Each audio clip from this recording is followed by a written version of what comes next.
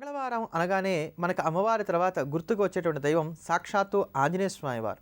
శ్రావణ మాసం ఇంచుమించుగా ప్రతి దేవతారాధనకు కూడా అత్యంత శ్రేయోదాయకం, అత్యంత పుణ్యప్రదాయకమైనటువంటి మాసం. అందులో ఆంజనేయ స్వామి వారిని ఆరాధన చేయడానికి కూడా ఈ శ్రావణ మాసం చాలా చక్కటి మాసం. శ్రావణ మాసం అంతా కూడా నియమపూర్వకంగా ప్రతిరోజు కూడా ఎవరైతే ఆంజనేయ స్వామి వారికి సంబంధించినటువంటి సుందరకాండను కానీ, లేకపోతే ఒక హనుమాన్ చాలీసా కానీ, లేకపోతే హనుమత్ సూక్తాన్ని కానీ, ఇలా ఆంజనేయ స్వామి వారికి సంబంధించినటువంటిది ఏదైనా సరే ఒక స్తోత్రాన్ని పెట్టుకొని ఆ స్తోత్రాన్ని ప్రతిరోజు కూడా పారాయణ చేస్తూ ఈ శ్రావణ మాసం అంతా కూడా శ్రీరామనామాన్ని జపిస్తూ ఆంజనేయ స్వామి వారికి ఇష్టమైనటువంటి పదార్థాలను మాత్రమే భుజిస్తూ ఆంజనేయ స్వామి వారికి ఇష్టమైనటువంటి రీతిలో కనుక మన జీవనాన్ని మార్చుకోగలిగినట్లయితే ఖచ్చితంగా హనుమత్ కటాక్షం కలిగి నవగ్రహ దోషాల్లో ఎటువంటి దోషం ఉన్నప్పటికీ కూడా అది ఉపశాంతిని పొందడానికి కానీ ఆస్కారం ఏర్పడుతుంది.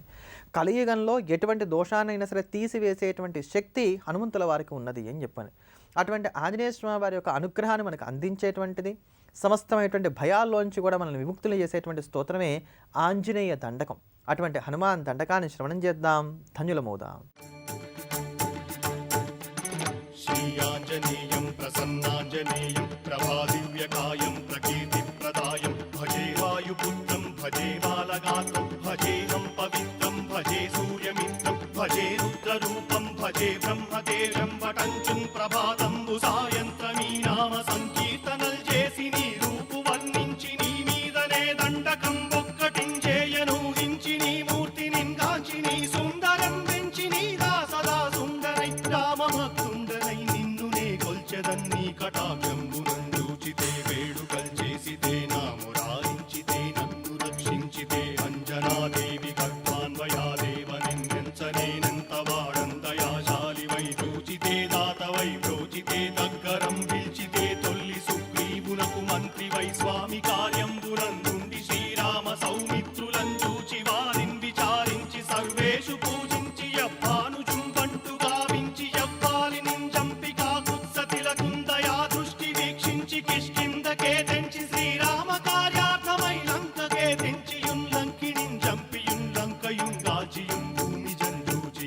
ఆనందముప్పొంగయాయుంగరం వెచ్చి ఆరత్నం వెచ్చి శ్రీరాముకున్నిచ్చి సంతోషును చేసి సంజీవును అంగదుం జాంబవంతాది నీలాదులుం కూడియా సేతువుం దాటి వానరుల్ మూకలై దైత్యులందృం సగా రావణుండంతకారాగ్నియుగ్రుండుడై కోరి బ్రహ్మాండమైనట్టి ఆ శక్తి నిన్వేసి ఆ లక్ష్మణున్ మూర్ఛ నొందింపగానప్పుడే పోయి సంజీవిని తెచ్చి సౌమిత్రికిన్నిచ్చి ప్రాణంబు రక్షింపగా కుంభకర్ణాది వీరాళితో పోరాడి చండాడి శ్రీరామ బాణాగ్ని వారందరిన్ రావణుం చంపగానంత లోకంబురానందమయ్యుండనవ్వేళనం నవ్వి భీషణం వేడుకంతోడుకన్ వచ్చి పట్టాభిషేకంబు చేయించి సీతామహాదేవికిన్ తెచ్చి శ్రీరాముకున్నిచ్చి నయ్యోచకుం వచ్చి పట్టాభిషేకంబు సంరంభమయ్యున్న నీ కన్న నాకెవ్వరుం దూర్మిలేరంచు మన్నించినం రామ భక్తి ప్రశస్తంబుగా నిన్ను నీ నామ సంకీర్తనల్ చేసితే పాపముల్ వాయునే భయములుం తీరునే భాగ్యముల్ బుధవారం నాడు చేసేటువంటి శ్రీరామారాధన సత్వరమైనటువంటి ఫలితాన్ని కలగజేసేటువంటి ఆరాధన. బుధవారం నాడు సాయంకాలం ప్రదోష సమయంలో శ్రీరామాలయానికి వెళ్ళి రామచంద్రమూర్తిని దర్శనం చేసుకొని తోచిన రీతిలో పూజ చేసుకొని చక్కటి దీపాన్ని వెలిగించి వస్తూ ఉన్నట్లయితే కనుక మనకు ఉండేటువంటి తీవ్రమైనటువంటి కష్టాల్లోంచి మనం బయటికి రావచ్చు. అంతేకాక ప్రతి బుధవారం కానీ ప్రతిరోజు కానీ మానకుండా ప్రతిరోజు కూడా సాయంకాలం ప్రదోష సమయంలో కనుక రామానుగ్రహాన్ని మనకు అందించేటువంటి రామరక్షా స్తోత్రాన్ని కనుక పారాయణ చేస్తూ వచ్చినట్లయితే ఆ శ్రీరామరక్షను మనం పొందడానికి కానీ ఆస్కారం ఏర్పడుతుంది. ప్రధానంగా ఎవరికైతే ఊపిరికి సంబంధించినటువంటి అనారోగ్యాలు ఉన్నాయో, ఊపిరితిత్తులకు సంబంధించినటువంటి ఇబ్బందులు కలుగుతున్నాయో వారు ఈ రామరక్షా స్తోత్రాన్ని సాయంకాలం ప్రదోష సమయంలో కనుక పారాయణ చేస్తూ వచ్చినట్లయితే వారు ఇటువంటి దోషాల్లోంచి బయటపడడానికి కానీ ఆస్కారం ఏర్పడుతుంది. అంతటి మహోత్కృష్టమైనటువంటి ఆ శ్రీరామరక్షా స్తోత్రాన్ని పారాయణ చేద్దాం, శ్రవణం చేద్దాం, స్వామివారి యొక్క పరిపూర్ణమైనటువంటి అనుగ్రహాన్ని పొందుదాం. చరితం రఘునాథస్య శతకోటి ప్రవిస్తరం ఏకైకమక్షరం ప్రోక్తం మహాపాతకనాశనం ధ్యాత్వా నీలోత్పలశ్యామం రామం రాజీవలోచనం జానకీ లక్ష్మణోపేతం జటామకుటమండితం सासितूणधनुर्बाणपाणिं रक्तं चरान्तकम् स्वलीलया जगत्त्रातुम् आविर्भूतमजं विभुं रामरक्षां पठेत् प्राज्ञः पापघ्नि सर्वकामदां शिरो मे राघवः पातु फालं दशरथात्मजः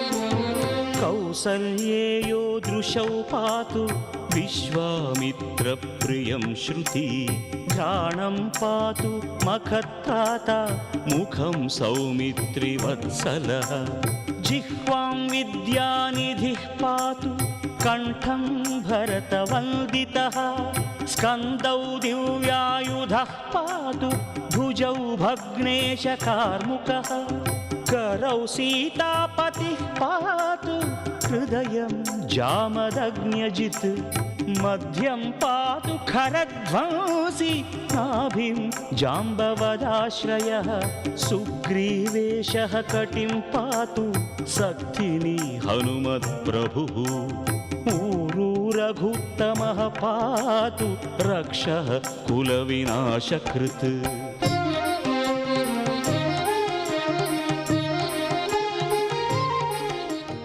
రోజు కూడా శ్రీరామరక్షా స్తోత్రాన్ని పారాయణ చేస్తూ స్వామివారికి ఆవు పాలను నైవేద్యంగా పెట్టడం కానీ లేకపోతే రోజు రామరక్షా స్తోత్రాన్ని పారాయణ చేస్తూ పసుపు రంగులో ఉండేటువంటి అరటిపళ్ళను రామచంద్రమూర్తికి అర్పణ చేయడం కానీ చేస్తూ వచ్చినట్లయితే కనుక త్వరగా రామానుగ్రహాన్ని మనం పొందడానికి కానీ ఆస్కారం ఏర్పడుతుంది. అది ఏ ఇబ్బందైనా కావచ్చు, ఆర్థికపరమైనవి కావచ్చు, ఆరోగ్యపరమైనవి కావచ్చు, సంతానపరమైనవి కావచ్చు, ఎటువంటి ఇబ్బందులైనా కావచ్చు గాక రోజు రామరక్షా స్తోత్రాన్ని పారాయణ చేసి ఆ ఉన్నటువంటి ఆపదను స్వామివారికి నివేదన చేసుకొని భక్తితో కనుక నమస్కారం చేసినట్లయితే ఖచ్చితంగా అటువంటి వాటన్నిటిలోంచి కూడా మనం బయటపడడానికి కానీ ఆస్కారం ఏర్పడుతుంది. రామరక్ష ఒకటి మాత్రమే ఈ కలియుగంలో ఉండేటువంటి సమస్తమైనటువంటి దోషాల్లోంచి కూడా మనం ఉద్ధరించడానికి గాను ఖచ్చితమైనటువంటి పరిహార మార్గంగా ఉంటుంది. కనుకనే ఈ కలియుగంలో ఉండేటువంటి సమస్తమైనటువంటి దోషాలను పోగొట్టుకోవడానికి రామాయణం తథ్యము అని చెప్పని పెద్దలు నిర్ణయం చేసి ఉన్నారు. అంతటి భవ్యమైనటువంటి ఆ శ్రీరామరక్షా స్తోత్రాన్ని శ్రవణం చేద్దాం, ధన్యులమవుదాం. జానుని సేతుకృత్పాత్ జంఘే దశముఖాంతకః పాదౌ విభీషణశ్రీదః పాతు రామోఖిలం వపుః ఏతాం రామబలోపేతాం రక్షాం యః సుకృతి పఠేత్ సచిరాయుః సుఖీ పుత్రీ విజయీ వినయీ భవేత్ పాతాళ భూతల వ్యోమచారిణః ఛద్మచారిణః న ద్రష్టుమపి శక్తాస్తే రక్షితం రామనామభిః రామేతి రామభద్రేతి రామచంద్రేతి వా స్మరన్ నరో న లిప్యతే పాపైః భుక్తిం ముక్తిం చ విందతి.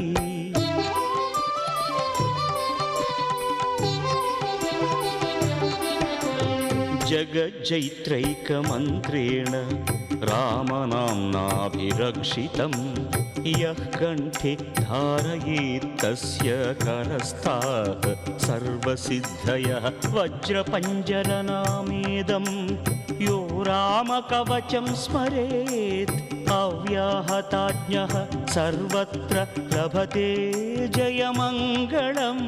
आदिष्टवान् यथा स्वप्ने राम रक्षामि मां हरः तथा लिखितवान् प्रातः प्रबुद्धो बुधकौशिकः.